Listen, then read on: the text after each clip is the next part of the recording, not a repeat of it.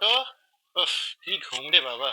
সূর্য মামা ঘুম থেকে উঠে কাজে বেরিয়ে গেল, আর ইনি দেখো মরার মতন এখনো ঘুমাচ্ছেন। কি যে করি।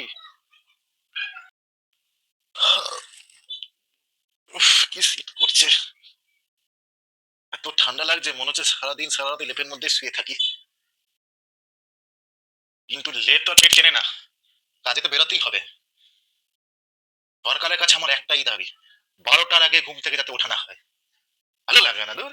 কাজে যাও, এখানে যাও, ওখানে যাও, সেখানে যাও। এই শীতের দিনে খাটাখাটি করতে ভালো লাগে না, মানে লেপের মধ্যেই শুয়ে থাকি আর ঘুমিয়ে থাকি। এই, উফ, এই শীতকাল আসলেই কোমরে ব্যথাটা চাগার দিয়ে ওঠে। মনে হয় হাড়গোড় পুরো শেষ। বাবারে, বাপরে বাপ। জলটা তো এত ঠান্ডা, কারেন্টের মতো ঝাঁকা মারছে। দরকার নেই ঠান্ডা জলে চান করি। ঠান্ডা জলে যদি চান করি নিখাত নিমোনিয়ায় মারা পড়ে যাবো। আজকে চান করবো না। সরকারের কাছে আমার একটাই অনুরোধ, আবার বাড়িতে বাড়িতে যদি গিজার দেয় খুব ভালো হয়, মানুষ গরম জলে চান করে বাঁচবে। দামি ক্রিম না মেখে এই চ্যাটচ্যাটে সর্ষের তেল মাখছো কেন তুমি? কি গন্ধ। এই বাজারে ক্রিমের যা দাম, সরিষা তেল হচ্ছে গরিবের হেটার। সরিষা তেল মাখলে শরীর থাকে গরম। তুমি ওসব বুঝবে না। তুমি যাও, এক কাজ করো, 1 কাপ চা নিয়ে আসো আমার জন্য। এই নিয়ে তুমি 10 কাপ চা খেলে, এবার মরবে তো। একটু থামো। মদ খেলে শরীর থাকে যেরকম গরম, এই চা খেলে আমার শরীর থাকে ওরকম গরম।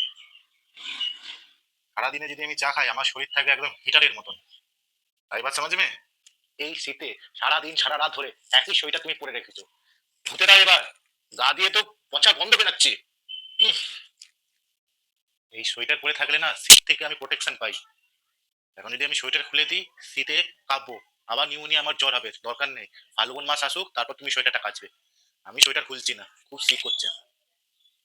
এই নাও বাজারের ফর্দ, লিস্টে যা যা আছে দেখে দেখে সব মিলিয়ে নিয়ে আসবে, একটাও কিছু বাদ দেবে না। যাও, নিয়ে আসো, যাও যাও।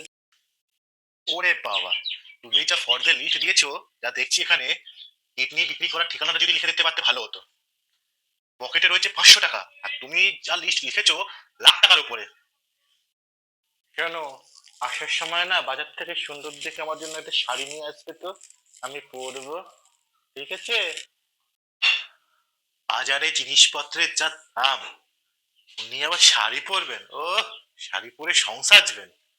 বললাম শাড়ি টাড়ি কিনে দিতে পারবো না, আলমারিতে এক গাদা শাড়ি পরে রয়েছে, ওগুলোকে খরচ খরচ করো, ওগুলো পরে পয়সা বাঁচাও।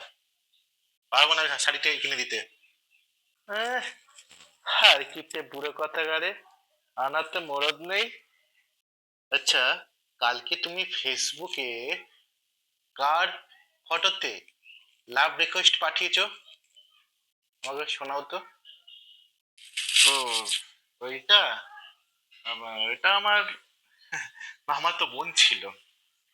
তোমার তো দুনিয়ার সবাই মামাতো চাচাতো বোন হয়।